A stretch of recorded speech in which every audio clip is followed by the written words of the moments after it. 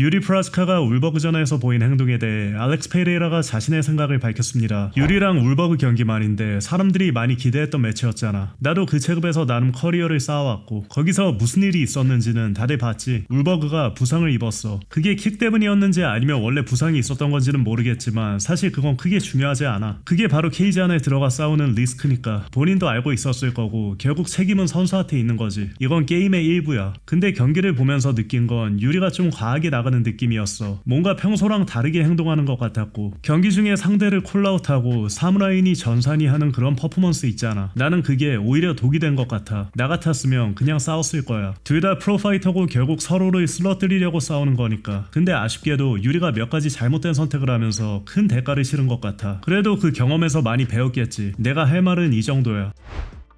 한편 오늘 공개된 인터뷰에서 함자트 치마에프는 션 스트릭랜드를 서미션으로 잡았을 경우 보안 요원들이 그를 떼어내야 할 상황이 올 것 같냐는 질문을 받았는데요. 치마에프는 이렇게 답했습니다. 난 사람을 죽이고 싶지 않아. 그건 하람이야. 어차피 UFC가 내가 걔를 죽이게 놔두지도 않을 거고 길거리에서라면 얘기가 다르지. 죽으면 죽는 거고. 근데 케이지 안에서는 스포츠니까. 또한 최근 데이나 화이트는 함자트 치마에프와 션 스트릭랜드의 경기 전에 페이스오프를 진행하지 않을 수도 있다고 언급했는데요. 이에 대해 치마에프가 자신의 생각을 밝혔습니다. 먼저 션과 페이스오프를 하고 싶냐는 질문에는 난 그냥 싸우고 싶어. 어차피 싸울 거잖아 라고 답했습니다. 사람들이 함자트가 션을 보면 미쳐 날뛸 거라고 생각하는 거에 대해서는 난 상황에 따라 취하는 행동이 다르다고 답했습니다. 또한 보안 요원이 없는 상황에서 션의 팀과 마주친다면 싸울 거냐는 질문에는 이렇게 답했습니다. 걘 제대로 된 팀이 없어. 그냥 코치 한 명뿐이지. 그런데 그 코치조차 나를 더 좋아해. 이어 경기에서 션을 빨리 끝내고 싶은지 아니면 최대한 오래 끌고 가서 오랫동안 고통을 주고 싶은지에 대한 질문에는 이렇게 답했습니다. 솔직히 그런 건 전혀 생각 안 해. 지금은 그냥 훈련에만 집중하고 있어. 어떻게 되든 되는 대로 가는 거지. 항상 이기는 모습은 떠올리지만 그게 어떤 방식일지는 몰라. 어떤 방법으로든 결국 내가 이길 거야.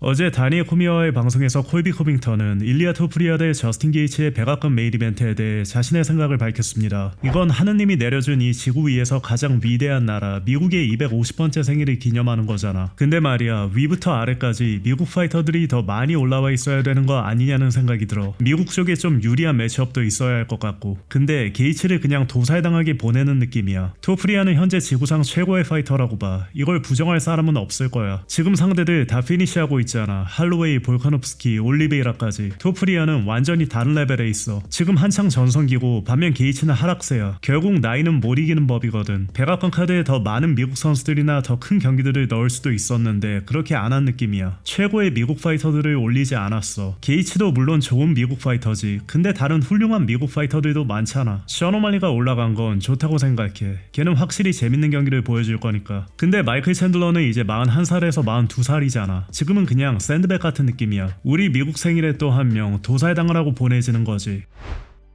어제 일리아 토프리아의 새 인터뷰가 공개됐는데요. 경기에서 상대를 KO시키고도 항상 무덤덤한 반응을 보이는 이유가 무엇이냐는 질문에 일리아 토프리아는 이렇게 답했습니다. 왜냐면 나한테는 전혀 놀랄 일이 아니거든. 경기 전에 항상 내가 KO시킬 거라는 걸 알고 들어가. 한 방이면 충분하다는 걸 알고 있으니까. 그리고 경기 중 어느 순간엔 반드시 그 펀치를 맞히게 될 거라는 것도 알고 있어. 무조건 그 순간이 올 거란 걸 알아. 난 그냥 인내심 있게 기다리면 돼. 내가 하는 모든 동작은 최대한 깔끔해야 하고 항상 스스로를 보호해야 돼. 머리도 계속 움직여야 돼. 이건 싸움이니까. 불필요한 펀치를 맞을 필요는 없잖아. 그래서 난 계속 기회를 기다려. 그 기회가 반드시 온다는 걸 알고 있으니까. 언제 오냐고? 그건 몰라. 근데 계속 틈을 만들고 있어. 툭툭툭 계속 두드리면서. 그리고 그 순간이 보이면 바로 들어가는 거지. 또한 일리아는 훈련에서도 평생 복싱을 해온 선수들까지 포함해 거의 모든 상대를 KO시켰다고 밝혔습니다. 내가 한 대만 제대로 맞히면 상대는 무조건 쓰러져. 훈련하면서 내가 뭘 할 수 있는지 이미 알고 있었거든. 실제로 훈련에서는 상대들을 전부 KO시켰어. 체육관에 복서들도 많이 데려오고 다양한 스타일의 파이터들이랑 같이 훈련했는데 그들도 다 내가 KO시켰어. 그래서 평생 복싱만 해온 복서도 내가 KO시킬 수 있는데 MMA 파이터라고 못할까 이런 생각이 들더라. 왜냐면 나는 내 손에 그 파워가 있다는 걸 깨달았거든. 한 대만 제대로 맞히면 상대는 무조건 쓰러진다는 걸 여러 번 직접 확인했으니까. 그럼 내가 왜 스스로를 의심하겠어. 펀치가 제대로 꽂히는 순간 KO가 날지 아닐지 바로 느껴지거든. 팍 하는 게 느껴지지. Bro 미안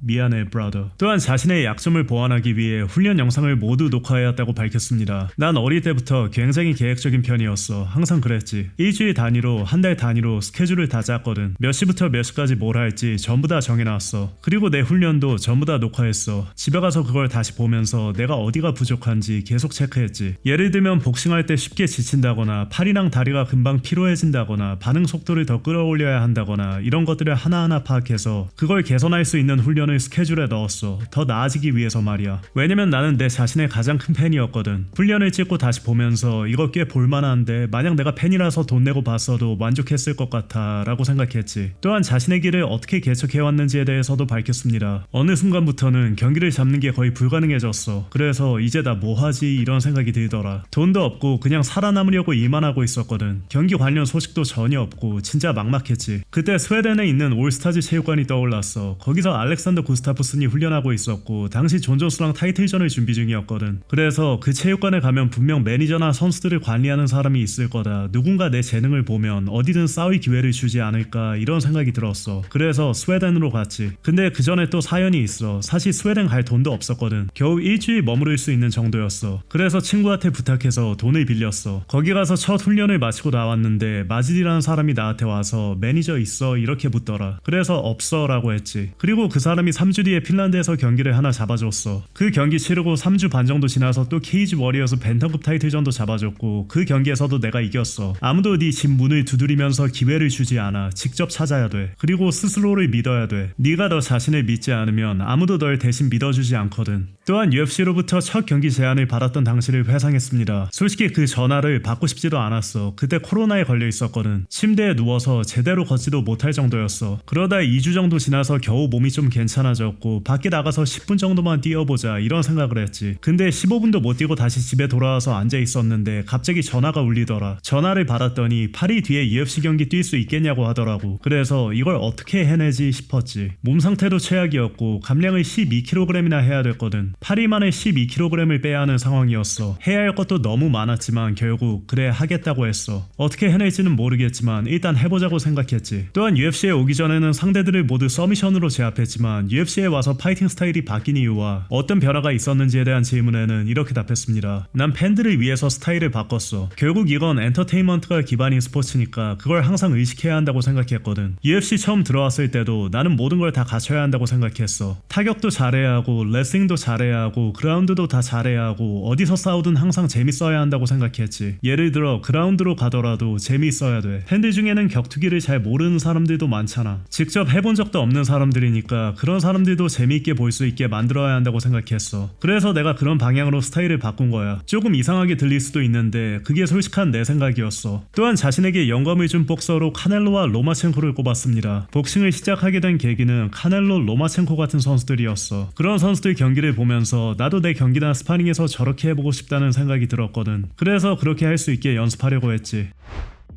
칼로스 울버그가 근황을 전했습니다. 무릎 수술을 받았다며 SNS에 사진을 공개했습니다.